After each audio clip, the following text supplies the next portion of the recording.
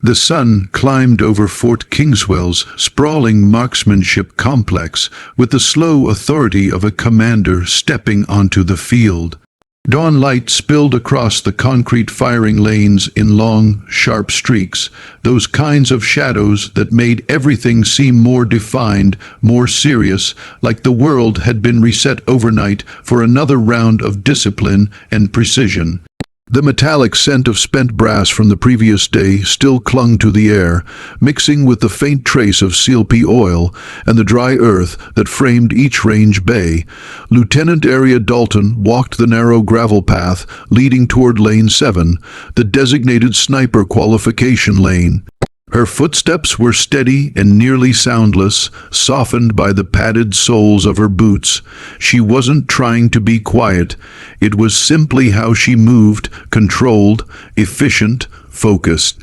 Years of training had taught her that most of the battlefield was mental, and wasting energy on unnecessary noise was just another form of undisciplined thinking. Ahead of her, a cluster of male soldiers were already busy setting up their gear.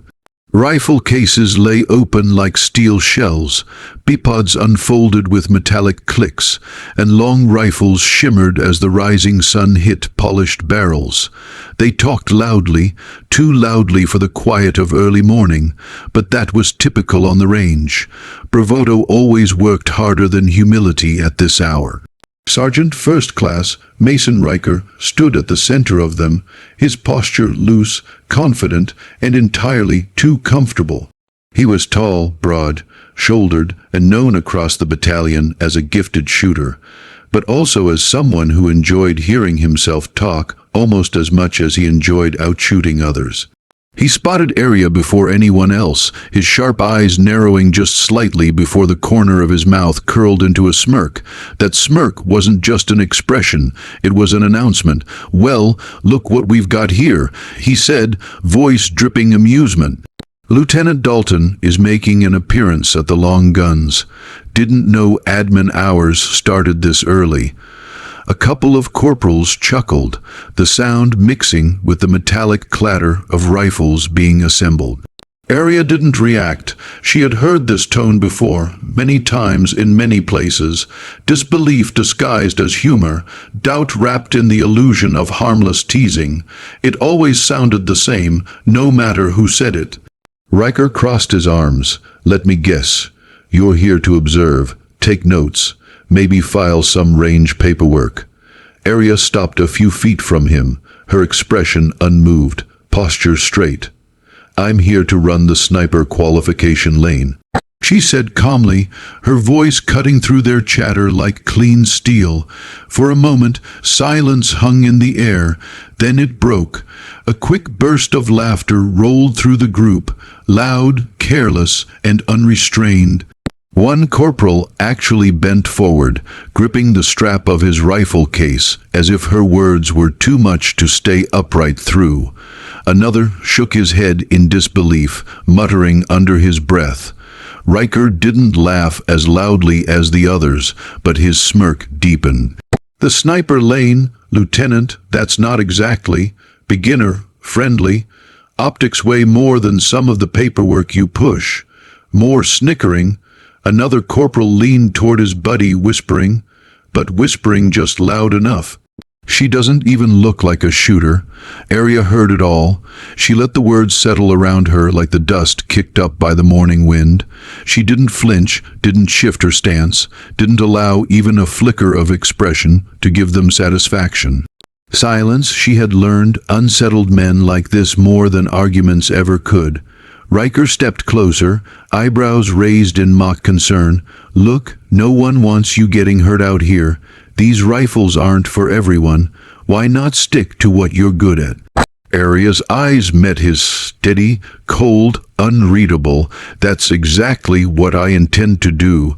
Something about the certainty in her tone made the laughter falter, not stop, but stumble. The breeze swept across the range, lifting thin curls of dust that drifted past the soldiers and down the long, empty stretch of the qualification lanes. Far downrange, steel targets hung in the early sun like distant promises waiting to be claimed. Aria took one step forward, then another, and the laughter, thin, careless, and undeserved, finally drifted with the wind, fading behind her as she headed toward the lane that would soon make every one of them remember her name. The gravel crunched under Aria's boots as she moved past the first row of benches, but behind her the murmurs were already growing, the kind of whispers that thought they were small enough to hide behind cupped hands, yet loud enough to be heard by the one person they targeted. Soldiers always underestimated how well shooters could hear. To Aria, every word reached her as clearly as a spent casing hitting concrete. "Bro, she's seriously gonna try," one corporal muttered, tone thick with amused disbelief. "She'll wash out before she hits the first steel." Another whispered back, "Watch Riker, he's gonna crush her." Riker didn't quiet them. He let the noise happen, feeding on it. He walked toward his own firing lane with the swagger of a man who knew he owned the range. But every few seconds he glanced at Aria, eyes tracking her like she was an unexpected variable in an equation he didn't like.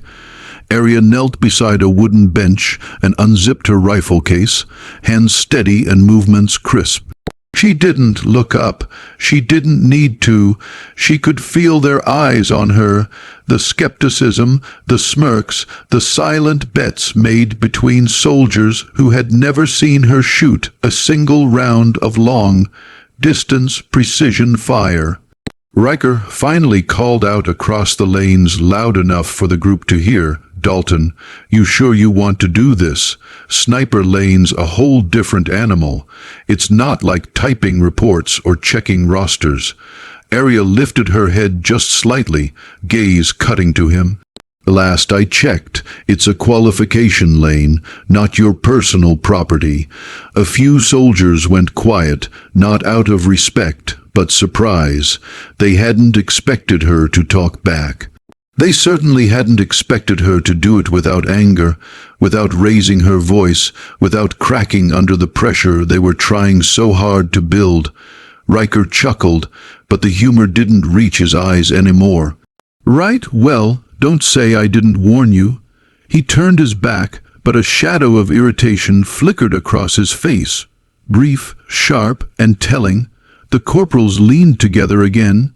"She thinks she's special. Probably never even handled a long barrel. Going to be embarrassing when she misses everything." The more they talked, the less Aria reacted. She placed the rifle on the bench, locked the bolt open, inspected the chamber, then began attaching the optic with slow, deliberate precision. She had done this 1,000 times in places far more hostile than Fort Kingswell. Places where dust storms ripped across mountain ridges and wind patterns shifted by the second. Places where the next breath wasn't guaranteed, let alone a clean shot. Compared to that, this morning felt almost peaceful. The range officer walked down the line, clipboard in hand. He stopped when he reached Aria, eyebrows arching in mild surprise. "Lieutenant Dalton, you're running the qual today." There it was again, the same hesitation, the same disbelief, but wrapped in a professional tone. "Yes, sir," she replied. He nodded slowly, not unkindly, just curious. "Lane 7 is set. Targets are hung and sensors calibrated. You'll run the same course as everyone else." "Understood." "Good luck, Lieutenant." She didn't need luck. She needed silence, focus, breath control. The fundamentals never failed, not when you respected them. As soon as the range officer moved on, the whispers resumed. "Look at that. She actually brought her own rifle. She's gonna shoot that thing. That's cute. What's she trying to prove?" Aria ignored them all, adjusting the cheek rest, tightening the bipod legs, and testing the smoothness of the bolt. She felt the rifle settle under her hands, a familiar weight. A weight she trusted more than anyone standing behind her right now. Riker sauntered over again, unable to help himself. "You know, Dalton," he said, lowering his voice just enough to make it feel personal. "No shame in stepping back. You can still sit this one out and save yourself the embarrassment." Aria looked directly at him. Her expression was flat, but her eyes were sharp enough to cut steel. "Embarrassment isn't something I carry with me, Sergeant, but if you're worried, you're free to step back." The soldiers around them fell silent, not by choice, but because tension filled the space so suddenly that it pressed into their lungs.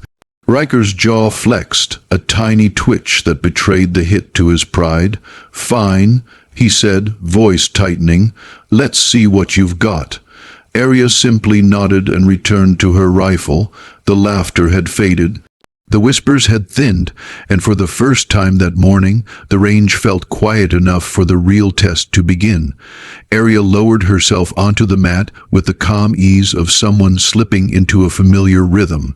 The firing lane stretched out before her like a long, narrow road toward truth. No shortcuts, no excuses, no opinions, only skill, only precision, only results. She set her elbows against the mat, feeling it press back against her, grounding her. The breeze brushed softly across the back of her neck, carrying with it the dry scent of the range. Sand, metal, gunpowder that had long settled into the earth. To most, the environment felt harsh, unforgiving. To Aria, it felt like home. She adjusted the bipod legs, locking them firmly into the ground. Each movement was slow, deliberate, intentional. Nothing rushed, nothing sloppy. Her breathing stayed steady, spaced and controlled, the kind of breathing that made the world softer, quieter, easier to measure. Behind her, the soldiers kept glancing over. Their voices were lower than before, quieter not out of respect, but uncertainty. After the exchange she'd had with Riker, the atmosphere had shifted. She wasn't invisible anymore, but she wasn't welcome either. She was a disruption, a challenge to their preconceived hierarchy. Riker lingered near his own lane, stealing small, irritated looks in her direction. He wasn't used to being ignored, especially not by someone he had expected to intimidate. Aria's calmness only sharpened his frustration. Aria ignored him completely. She opened a small pouch and took out the precision rounds she had personally selected that morning. Match, grade, polished, balanced, each one dependable. She lined them up neatly to her right, fingertips brushing over the brass with the softness of a ritual. It was a moment she always respected. Ammunition wasn't just metal, it was trust. Next came the optic. Aria lifted it with both hands, adjusting the mount before securing it onto the rifle's rail. The click of metal locking into place echoed gently in the morning stillness. She checked alignment, made micro adjustments with the confidence of someone who had done this in far tougher circumstances. On ridgetops at night with numb fingers from sand, covered ridgelines, inside dark hides where every adjustment had to be silent and perfect. Her hands moved like memory. Behind her, a corporal whispered, "She's taking this way too seriously."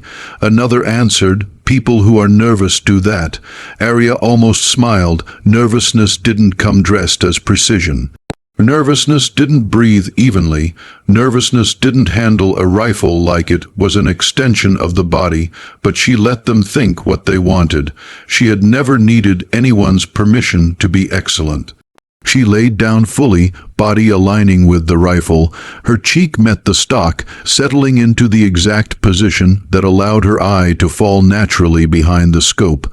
She blinked once, letting the reticle sharpen into place, and began dialing her adjustments, windage first, then elevation. The world through the scope changed instantly. The sunlit target's downrange became closer, sharper, crisply defined. She could see the slight shimmer of heat already rising from the ground. She watched how it bent the air, studied how the breeze nudged the small range flags along the firing line. Every movement mattered, every fraction of a degree, every ounce of pressure, every breath would decide her outcome. A soft shadow fell over her for a moment. She didn't look up. She didn't need to. Riker's presence was loud even in silence. So, He said quietly, "How far do you think you'll get? First target, maybe second?" Aria didn't lift her head or look at him. Her voice remained level. "That depends. On what?" he said, folding his arms. "On whether I get bored." A few soldiers inhaled sharply. Even the breeze seemed to pause. Riker took a step back, his pride prickling. "You're bold for someone who hasn't fired a shot yet." Aria inhaled slowly through her nose, letting her lungs fill with the warmth of the morning air. Boldness is loud, confidence is quiet. You haven't learned the difference. Riker's jaw hardened. "We'll see about that." Aria didn't respond. She didn't need to. She closed her left eye, focused her right through the scope, and let the external world fade away until only the target existed. The metal silhouette downrange was still, waiting patient, much like she had been all morning. She placed her finger on the trigger, feeling its cool surface, testing its resistance. Her breathing slowed even further. Heartbeat softened, muscles loosened. Her entire body became a single, steady system. A machine built for one purpose. She wasn't just preparing to shoot. She was preparing to silence every whisper, every doubt, every laugh that had drifted behind her that morning. And in the stillness that followed, she felt it. The shift, the moment before transformation, the calm before the first shot that would change everything.